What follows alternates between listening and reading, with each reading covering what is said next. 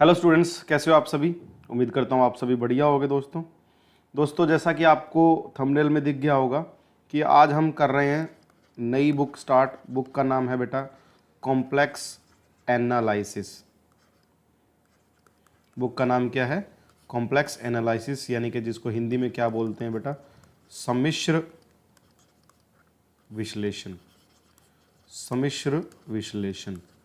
तो इसका जो बेसिक इंट्रोडक्शन है वो क्लास 11th 12th में आप देख पा चुके हो ऑलरेडी।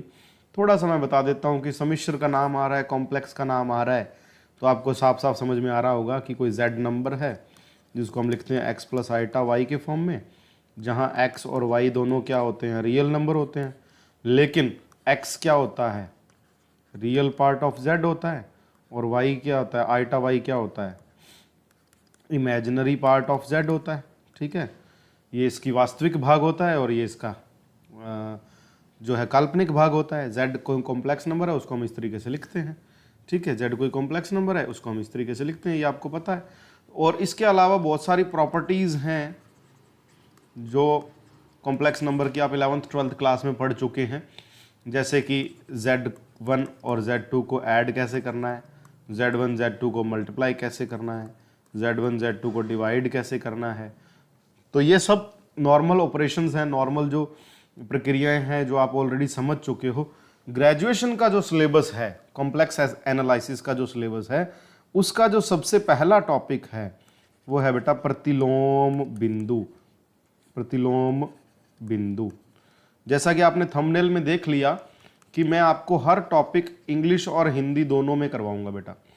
ठीक है ना, तो इंग्लिश मीडियम वालों को भी टेंशन लेने की ज़रूरत नहीं है और हिंदी मीडियम वालों को भी फालतू की टेंशन लेने की ज़रूरत नहीं है। तो प्रतिलोम बिंदु यानी कि इनवर्स पॉइंट क्या चीज़ है वो देखते हैं। तो इसको समझने के लिए सबसे पहले अपने एक लेंगे सर्कल। क्या लेंगे? एक सर्कल लेंगे। ये आपके सर्कल का सेंटर हो गया जी C, और ये क्या हो गई, इस सेंटर, इस सर्कल की रेडियस यानी कि त्रिज्या हो गई। एक पॉइंट मैंने लिया P यहाँ, एक पॉइंट मैंने लिया Q यहाँ, और C को P से मिला दिया और P को Q से मिला दिया। C को P से मिला दिया और P को Q से मिला दिया। ठीक है, तो मैंने ये दो पॉइंट लिए हैं बच्चे। ठीक है, अब इनके बारे में अपने बात करते हैं। प्रतिलोम बिंदु क्या होते हैं देखो। ठीक है, पहले मैं लिखता हूँ फिर समझाता हूँ। एक वृत्त यानी कि एक सर्कल, एक वृत्त जिसका सेंटर यानी कि क्या है, सेंटर C और रेडियस R यानी कि त्रिज्या क्या है, R। एक वृत्त जिसका केंद्र C है और त्रिज्या क्या है, R है, के सापेक्ष P तथा Q दोनों प्रतिलोम बिंदु कहलाते हैं।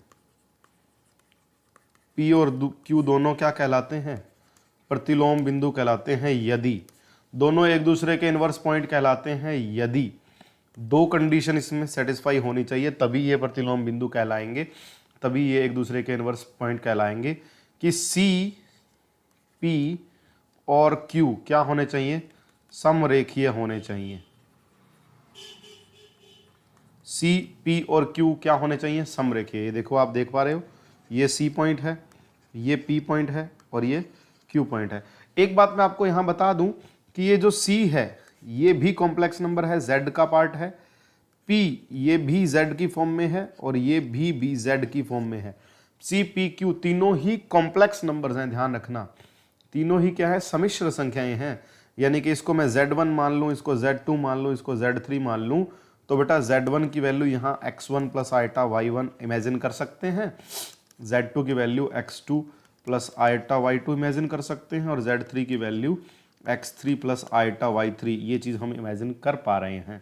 ठीक है, तो हमारे पास एक सर्कल है जिसका सेंटर C है, जिसकी रेडियस त्रिज्या R है। तीन पॉइंट हैं C, P और Q, तीनों क्या होने चाहिए, समरेखीय होने चाहिए। इंग्लिश मीडियम वाले अंग्रेज कहेंगे भाई समरेखीय क्या होता है, कोलिनियर। तीनों पॉइंट एक लाइन में आने चाहिए, इसको हम समरेखीय बोलते हैं। दूसरी कंडीशन ये कि CP dot CQ is equal to क्या आना चाहिए, R स्क्वायर आना चाहिए। इस चीज को आप ध्यान से समझना, Cp डॉट सी क्यू क्या आना चाहिए, R square. Cp dot C Q क्या आना चाहिए, आर स्क्वायर आना चाहिए। ये आपको ध्यान होना चाहिए भाई। अब ध्यान से देखना, ये C, ये P और ये Q। तो पहले तो आपको Cp फाइंड करना है यहाँ से लेके यहाँ तक, फिर आपको CQ यानी कि C से लेके Q तक। ध्यान रखना, कई लोग Cp PQ कर देते हैं, Cp इंटू PQ नहीं करना है, Cp इंटू CQ करना है। तो बहुत सिंपल सी डेफिनेशन है प्रतिलोम बिंदु, आपको समझ में आ गया होगा कि एक सर्कल है C जिसकी रेडियस R है, इसके सापेक्ष इसके कॉरस्पॉन्डिंग 2 पॉइंट लिए हमने, एक पॉइंट P लिया, एक पॉइंट Q लिया। ये P और Q दोनों क्या हैं, इन्वर्स पॉइंट कहलाते हैं। कब कहलाते हैं, जब ये दो कंडीशन फॉलो होती हैं कि C, P और Q तीनों क्या होने चाहिए, कोलिनियर होने चाहिए, समरेखीय होने चाहिए। और दूसरी कंडीशन Cp इंटू CQ क्या होना चाहिए, आर स्क्वायर होना चाहिए। ठीक है, ये उम्मीद करता हूँ आपको समझ में आ गया होगा। ठीक है, अब सेकंड टॉपिक हमारा यहाँ पे क्या है कि relation between inverse points, inverse points. ठीक है, यानी कि प्रतिलोम बिंदुओं में संबंध, प्रतिलोम बिंदुओं में संबंध। ये जो प्रतिलोम बिंदुओं में संबंध है, इसका पूरा का पूरा डेरिवेशन आपके गुरुजी ने पढ़ाया होगा, आपके टीचर्स ने पढ़ाया होगा बीएससी यानी कि ग्रेजुएशन वगैरह में। लेकिन आपको डायरेक्ट इसका फॉर्मूला लर्न करना है क्योंकि हम कंपटीशन की तैयारी कर रहे हैं। ठीक है, तो इसका डायरेक्ट फॉर्मूला ये है कि अगर कॉम्प्लेक्स पॉइंट क्या है, z और z डैश हैं। जैसे मान लिया, ये थोड़ा ऊपर लेके चलता हूँ आपको, कि मान लो P पॉइंट आपका Z था और Q पॉइंट क्या था, Z1। ये मान लो P और Q ये ऊपर वाले पॉइंट ही हैं, प्रतिलोम बिंदु ही हैं। ठीक है, तो P हमने लेट कर लिया Z है और Q क्या है, Z1 है, कोई भी मान लो। तो आपको फॉर्मूला याद रखना है, A Z bar Z1, A पहले वाले का बार, दूसरे का Z1, plus Z bar alpha bar. ठीक है, plus Z1 alpha, Z1 alpha plus C equal to 0। ये इक्वेशन आपको लर्न करनी है। हालांकि इसका एक डेरिवेशन भी है, लेकिन उसको पढ़ने की कोई ज़्यादा ज़रूरत नहीं है। ठीक है, बस ये इंपॉर्टेंट है, ये आपको याद रखना है। ऊपर वाला प्रतिलोम बिंदु आया कैसे वो आपको बता दिया, और ये एक रिलेशन याद रखना है। यहाँ पे क्या है, where A and C, A और C क्या हैं, दोनों रियल कांस्टेंट हैं। क्या हैं, रियल कांस्टेंट, यानी कि वास्तविक चर हैं, वास्तविक चर हैं। A और C क्या, रियल नंबर है। कहने का मतलब ये है कांस्टेंट वैल्यूज हैं लेकिन रियल नंबर हैं, जिसमें आइटा नहीं होता मतलब वो रियल नंबर होता है। ठीक है, और अल्फा क्या चीज है, अल्फा क्या है, अल्फा है जी सम्मिश्र चर है। अल्फा क्या है, सम्मिश्र चर, जिसको हम इंग्लिश में क्या बोल देते हैं, कॉम्प्लेक्स